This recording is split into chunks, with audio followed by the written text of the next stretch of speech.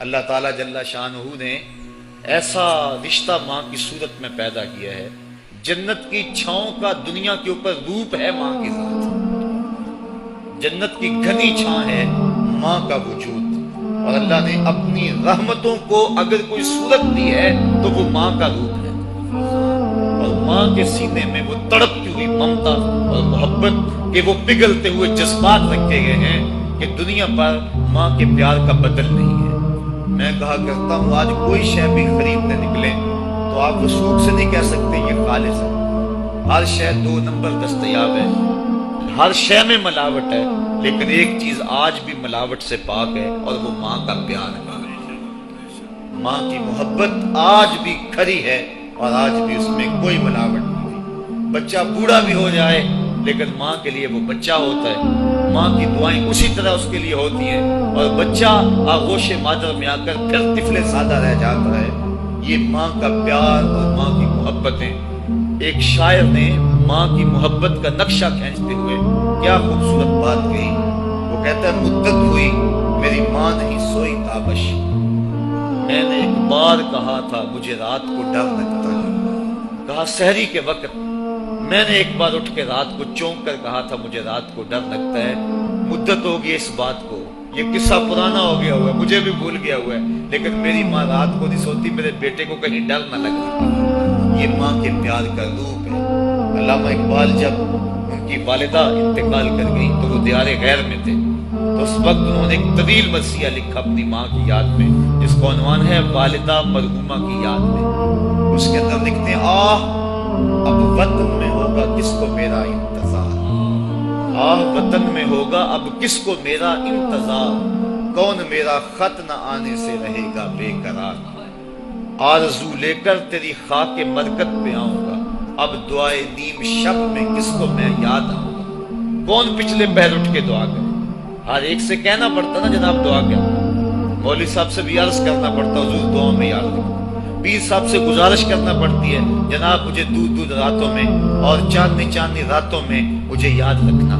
حاجی کو معتمر کو کہنا پڑتا جناب دیار حرم میں جا رہے ہو اور دیار حبیب میں جا رہے ہو وہاں مجھے دعاؤں میں یاد رکھنا، سین حرم میں بھی اور جالی کے سامنے بھی ہر ایک کو کہنا پڑتا ہے کہ مجھے دعاؤں میں یاد رکھنا۔ کبھی ماں کو بھی کہنا پڑا ہے کہ امی دعاؤں میں یاد رکھنا۔ ماں کے ہاتھ ویسے اٹھے رہتے ہیں، اور جب ماں کے ہاتھ اٹھ جائیں اجابت کے سارے دروازے کھل جاتے ہیں۔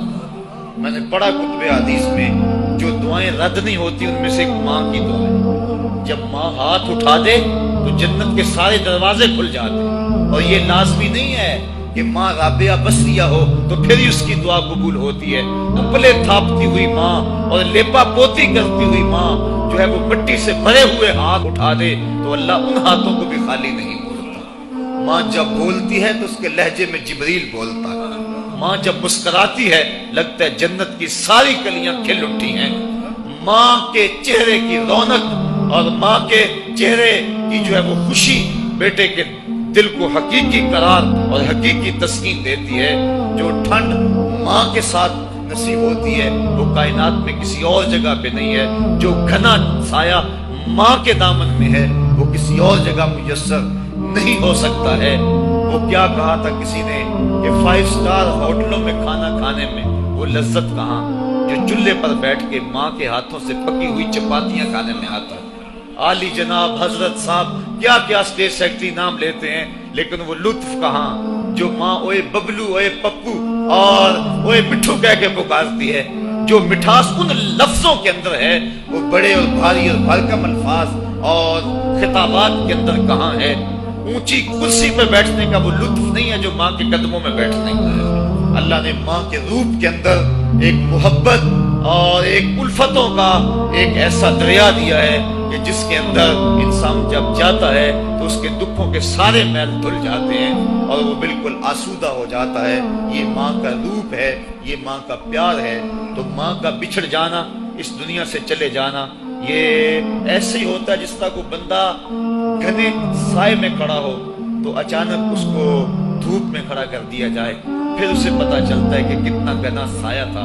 جس طرح درخت ساری دھوپ اپنے اوپر سہتا ہے اور جو اپنے نیچے کھڑا ہو اس کو ٹھنڈک دیتا ہے، اسی طرح ماں باپ سارے دکھ اپنے اوپر سہتے ہیں لیکن اپنی اولاد کو ٹھنڈک پہنچاتے ہیں۔ ماں باپ کے اس دنیا سے چلے جانے کے بعد پتہ چلتا ہے کہ میں کتنی گھنی چھاؤں سے اس